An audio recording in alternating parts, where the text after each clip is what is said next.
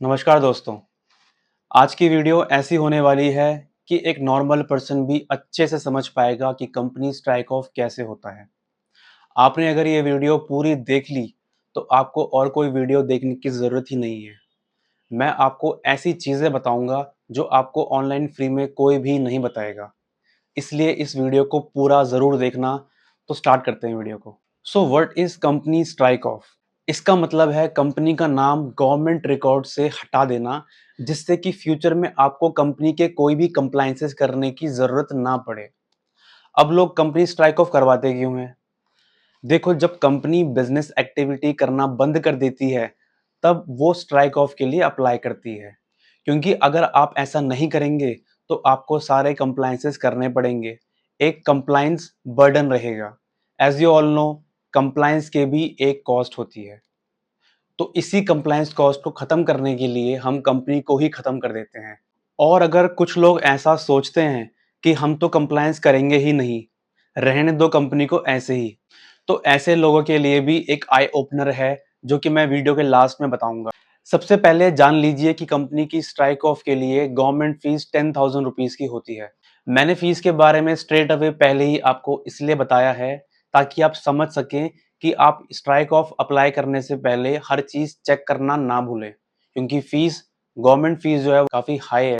कहीं ऐसा ना हो कि आपने स्ट्राइक ऑफ के लिए अप्लाई कर दिया, 10,000 भी पे कर दिए और डिपार्टमेंट से ऑब्जेक्शन आ जाए कि आप तो एलिजिबल ही नहीं हैं स्ट्राइक ऑफ के लिए। तो फिर आपने जो 10,000 रुपीज़ पे करे हैं वो सारे वेस्ट हो जाएंगे। अमाउंट ज़्यादा है, इसलिए केयरफुली हर चीज़ें देखनी पड़ेगी आपको। इसलिए हम सबसे पहले बात करेंगे रीजंस फॉर स्ट्राइक ऑफ। जब आपकी कंपनी स्ट्राइक ऑफ करवाने जाती है, तो आपको रीजन देना होता है कि आपकी कंपनी स्ट्राइक ऑफ क्यों हो रही है। वो रीजंस भी लॉ में दे रखे हैं।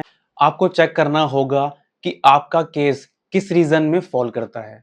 उन्हीं रीजन में से सबसे पहला रीजन है, कंपनी इनकॉर्पोरेशन होने के बाद आपने 1 साल तक कोई बिजनेस एक्टिविटी नहीं करी है। दूसरा रीज़न, अगर आपकी कंपनी पुरानी है, फॉर एग्जांपल 3 साल या 10 साल पुरानी है और आपकी कंपनी ने लगातार 2 लास्ट फाइनेंशियल ईयर्स से कोई भी बिजनेस एक्टिविटी नहीं करी है। तीसरा रीज़न, आपकी कंपनी इनकॉर्पोरेशन होने के बाद आपके शेयर होल्डर्स ने 180 डेज़ के अंदर सब्सक्रिप्शन मनी डिपॉज़िट नहीं करा है कंपनी के बैंक अकाउंट में, जिसकी वजह से आपने अपना बिज़नेस कमिटमेंट फॉर्म फाइल नहीं करा है, जो कि INC 20A होता है, वो फाइल करना होता है कंपनी को, वो आपने नहीं फाइल करा। तो ये थे कुछ रीज़न्स कंपनी स्ट्राइक ऑफ के। अब हम कुछ क्वेश्चंस लेते हैं इसके ऊपर। पहला क्वेश्चन, कंपनी को रजिस्टर हुए 1 साल पूरा नहीं हुआ है, तो क्या कंपनी स्ट्राइक ऑफ के लिए अप्लाई कर सकती है? The answer is no. Company को कम से कम 1 साल हो जाना चाहिए, तभी वो स्ट्राइक ऑफ के लिए अप्लाई कर सकती है। लेकिन इसमें ये कंडीशन भी है कि कंपनी ने इनकॉर्पोरेशन से ही कोई बिज़नेस एक्टिविटी ना करी हो। सेकंड क्वेश्चन, एक कंपनी जो कि 2014 में रजिस्टर हुई थी, उसने 2022-23 और 2024-25 में कोई भी बिज़नेस एक्टिविटी नहीं करी। लेकिन 2023-24 में उसने कुछ बिज़नेस एक्टिविटी करी थी, तो क्या ये कंपनी स्ट्राइक ऑफ के लिए अप्लाई कर सकती है? The answer is no. सिर्फ़ वही कंपनी स्ट्राइक ऑफ के लिए अप्लाई कर सकती है जिसने लगातार लास्ट 2 फाइनेंशियल ईयर से कोई भी बिज़नेस एक्टिविटी ना करी हो। अब बात करते हैं इसके प्रोसीजर के बारे में। सबसे पहले आप अपनी बैलेंस शीट में से सारी लायबिलिटीज़ पे ऑफ करेंगे, ताकि आपकी बैलेंस शीट निल हो सके। क्योंकि आपको एक statement of assets and liabilities file करनी होती है, जिसमें आपकी एसेट्स और लायबिलिटीज़ ज़ीरो शो हो रहे हों। उसके बाद आप बोर्ड मीटिंग कॉल करेंगे स्ट्राइक ऑफ प्रपोज़ल के लिए। उसके बाद extra ordinary general meeting call करेंगे स्ट्राइक ऑफ प्रपोज़ल को अप्रूव करने के लिए। जब ये दोनों चीज़ें हो जाएँगी, उसके बाद आपको फॉर्म MGT 14 और फॉर्म STK 2 फाइल करना होगा मिनिस्ट्री ऑफ कॉर्पोरेट अफेयर्स की वेबसाइट पे जाके। फॉर्म MGT 14 ऑटोमेटिक अप्रूव हो जाएगा, लेकिन STK 2 जो फॉर्म है, वो ऑटोमेटिकली अप्रूव नहीं होगा। इस फॉर्म को अप्रूव करवाने के लिए आपको अपना डॉक्यूमेंटेशन बहुत ही स्ट्रॉन्ग रखना पड़ेगा। ये रहे वो कुछ डॉक्यूमेंट्स जो आपको अपने फॉर्म STK 2 के साथ लगाने ही होंगे। अगर आपने ये डॉक्यूमेंट्स अपने फॉर्म STK 2 के साथ लगा दिए, तो आपका फॉर्म 100% अप्रूव होगा। आप इसका स्क्रीनशॉट ले सकते हैं। अगर आपकी कंपनी किसी रेगुलेटर या अथॉरिटी से रेगुलेट होती है, जैसे कि सेबी या आरबीआई, तो आपको स्ट्राइक ऑफ अप्लाई करने से पहले इन अथॉरिटीज का अप्रूवल लेना ही होगा।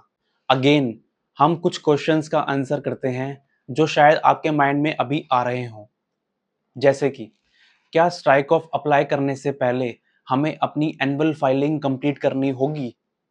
यस, बिल्कुल आपको अपनी एनुअल फाइलिंग कंप्लीट करनी होगी, लेकिन सिर्फ उस फाइनेंशियल ईयर तक जिस फाइनेंशियल ईयर में आपने अपनी बिजनेस एक्टिविटी करनी बंद करी है। दूसरा क्वेश्चन, क्या स्ट्राइक ऑफ के लिए अप्लाई कर सकते हैं अगर कंपनी का कोई एसआरएन पेंडिंग हो अप्रूवल के लिए? बिल्कुल भी नहीं। आपको ऐसा बिल्कुल भी नहीं करना है। मेक श्योर कि आपकी कंपनी का कोई भी फाइल किया हुआ फॉर्म, उसका एसआरएन पेंडिंग ना हो। अगर कोई भी एसआरएन पेंडिंग है, तो आपका स्ट्राइक ऑफ एप्लीकेशन रिजेक्ट हो जाएगा।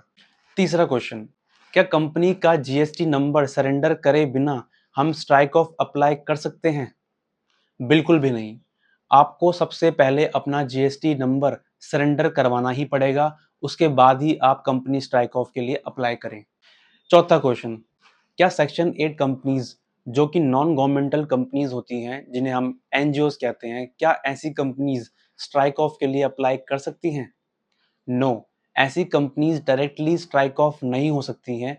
ऐसी कंपनीज को स्ट्राइक ऑफ करने के लिए सबसे पहले आपको ऐसी कंपनीज को कन्वर्ट करना पड़ेगा एक प्राइवेट लिमिटेड कंपनी में, उसके बाद ही आप स्ट्राइक ऑफ के लिए अप्लाई कर सकते हैं। तो अब आते हैं वापस उस टॉपिक पे जो मैं आपको वीडियो की शुरुआत में बता रहा था। मैं आपको बता रहा था कुछ ऐसे लोगों के बारे में जो सोचते हैं कि कंपनी को बंद ना करें और ऐसे ही छोड़ दें। सो दोस्तों, मैं बता दूं आपको कि आप ऐसा बिल्कुल भी मत करना, क्योंकि अगर आप ऐसा करते हो तो आपको रजिस्ट्रार से नोटिस आ सकता है। ये नोटिस होगा स्ट्राइक ऑफ का। अब आप बोलेंगे कि ये तो बढ़िया हो गया, रजिस्ट्रार खुद ही कंपनी को स्ट्राइक ऑफ कर देगा, लेकिन यहाँ पे दिक्कत है। अगर कंपनी को नोटिस आ जाता है रजिस्ट्रार से, तो कंपनी तो स्ट्राइक ऑफ हो ही जाएगी, लेकिन जो डायरेक्टर्स उस कंपनी में होंगे वो सारे डिस्क्वालीफाइड हो जाएंगे अगले 5 सालों के लिए। इसका मतलब है कि अगर आप ऐसी किसी कंपनी के डायरेक्टर हैं जिसको रजिस्ट्रार से नोटिस आया है स्ट्राइक ऑफ का, तो आप अगले 5 साल के लिए किसी भी कंपनी का या लिमिटेड लायबिलिटी पार्टनरशिप में कहीं भी आप अपॉइंट नहीं हो पाएंगे। और अगर आप ऑलरेडी वहां पर अपॉइंटेड हैं, तो आप वहां से अपना रिजिग्नेशन भी नहीं दे सकते। इसका सीधा सीधा मतलब ये है कि आपको डिपार्टमेंट बिजनेस करने से रोक रहा है, अगर आप कंपनी या एलएलपी की फॉर्म में बिजनेस करना चाह रहे हैं तो ये बहुत बड़ी दिक्कत बन सकती है आपके लिए, अगर आप आगे भी बिजनेस करने का सोच रहे हैं। तो दोस्तों, ये था आज का पूरा video on company strike off. अगर आपका कोई भी डाउट है इसके रिगार्डिंग, तो आप वो डाउट कमेंट सेक्शन में डाल सकते हैं। मैं ज़रूर उसका रिप्लाई दूंगा। Thank you so much.